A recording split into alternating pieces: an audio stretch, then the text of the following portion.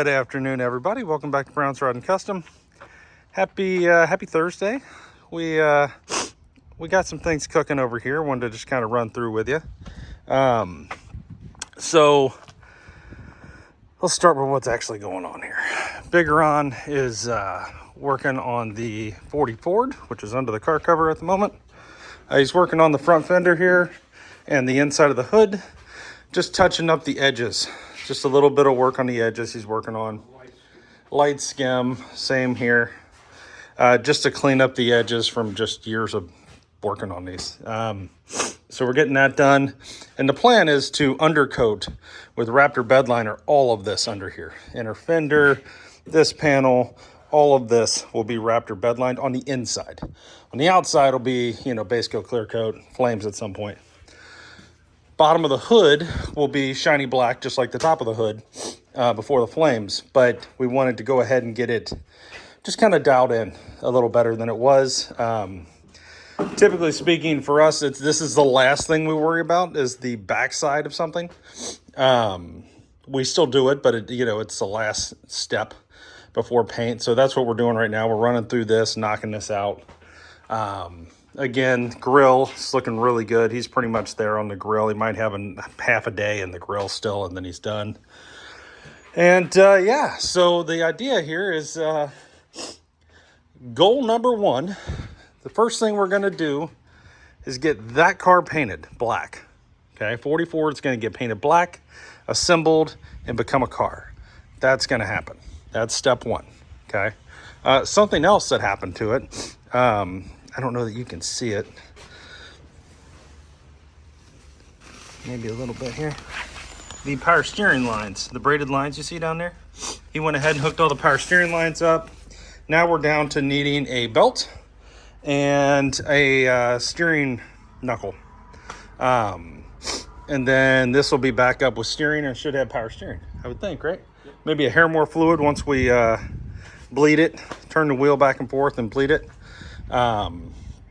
It is a new system, so it should have some air in it, so get that figured out. So otherwise, this now has air conditioning, power steering, and it'll have a paint job here very shortly. So that's where this is at.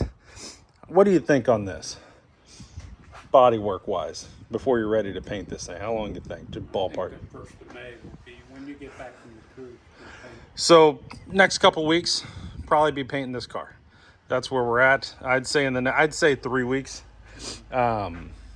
And then we'll be painting this thing black, and we'll bring all that to you guys. So there's that piece.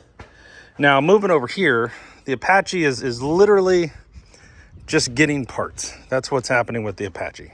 So the next thing for the Apache is going to be to buy these grill pieces, inner fenders, and hood hinges, or a hood hinge, I should say. One's good, one was bad, so that we can actually open and shut the hood. And just continue to get the body panels that we need to get this thing together. But what I'd like to do is I'd like to get the 40 painted, okay, get it done, all right, where it's waiting on a flame job. And to turn our attention right here to the Chrysler, at least for a week or two. And what I'd like to do is to take the steering box off, and it might be something we do sooner than later, and because it's going to take some shipping time and to get it up there and get rebuilt and get it back.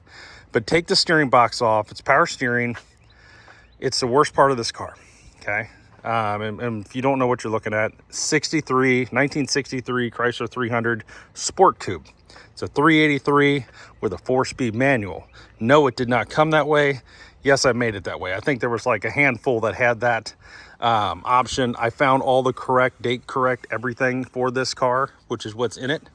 But originally this was a 383 push button 727 auto. We have put disc brakes on it, done a bunch of body mods on it. It's not that far off from paint, to be completely honest with you.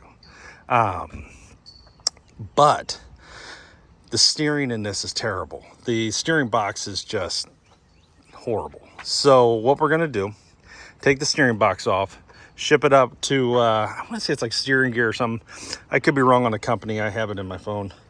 And they're going to rebuild it with a modern feel. So it'll be tighter. So you won't have that play. It'll be like driving a new car.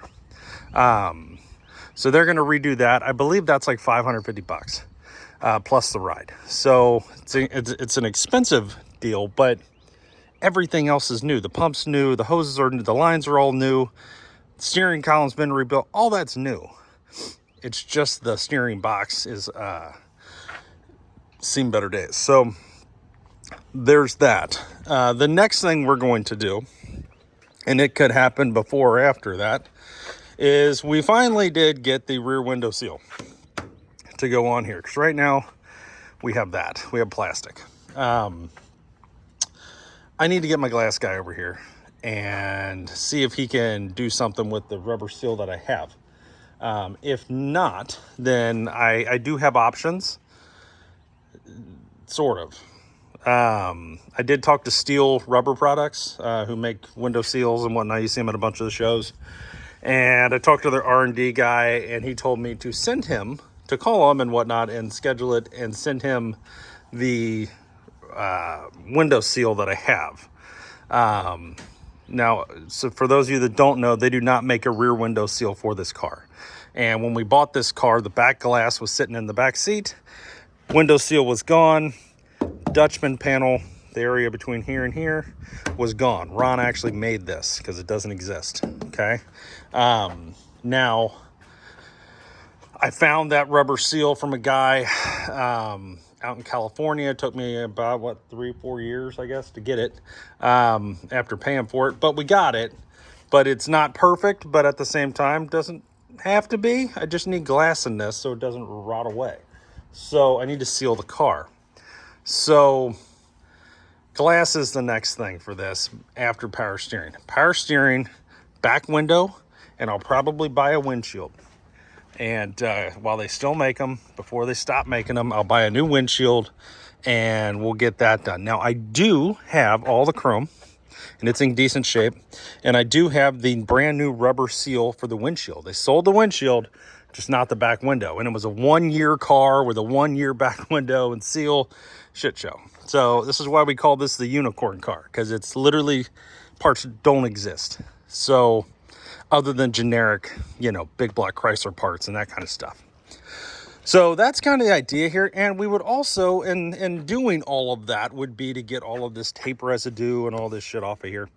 And to probably take this car, block it out, really just do a good hit of bodywork on it and get it ready for paint. Undercoat the wheel wells, do all that kind of stuff, the trunk area, and just get this thing to where it's right. And then maybe even paint it. I mean, if it's ready, paint it.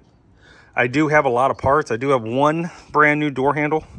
I believe it's for that side, for the passenger side. I have a driver's side taillight, brand new, like literally NOS Mopar, brand new.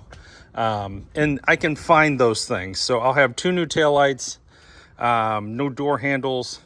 Some of this chrome stuff we'll send out and get re-chromed, or polished up if it's polished stainless or whatever. And basically try to get this car painted and start assembling it.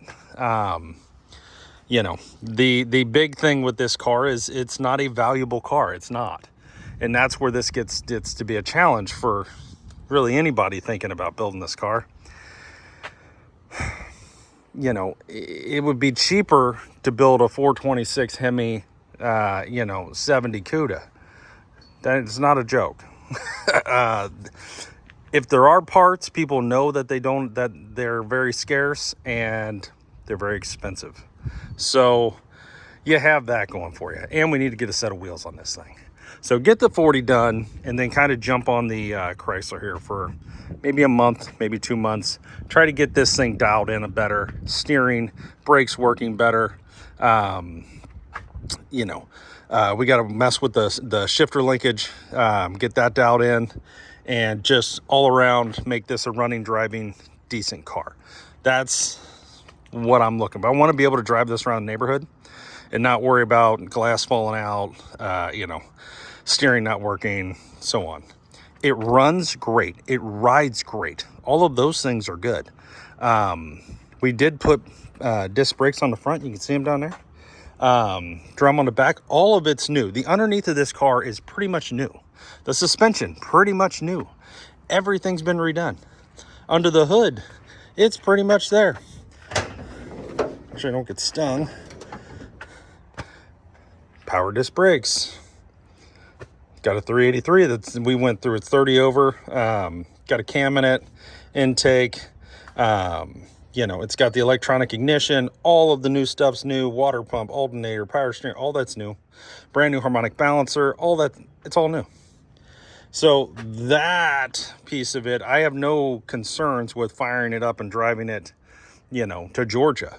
My concern is I want to be able to steer my way to Georgia and stop. So steering, stopping, and windows, and making it look like something and become dependable to where we can kind of beat around in it, is the idea here. So, and we do have the interior for it. It's back in the shed and in my camper. So we could make something to this pretty quick, I think. So that's kind of the idea. 40 done, jump on this for a hot minute, get this thing, it just needs to get done. Get it done, and done enough anyway. And then right here, then it'll be a lot of Apache, and there'll probably be some Apache stuff in the process of doing this and that, just because, you know, every once in a while you need to do something different, right? So we'll mix it up, but it's going to be these three cars right here really getting the bulk of the attention over the next probably 3 to 6 months. And this one's getting sold. So if you're looking for a 73 Chrysler or 73 Volkswagen thing, hit me up. I'll make it a hell of a deal. But that's where we're at, guys. Just wanted to give you an update. Pushing hard towards paint on the 40. I'm still out of commission, but you know, I'm trying to help where I can, and trying to come up with parts for this guy at the moment as much as I can, because there's a lot. But we really do appreciate all of you. You know, you guys watching the channel and supporting and commenting and you know, all your opinions and everything else. We really value it and we appreciate you.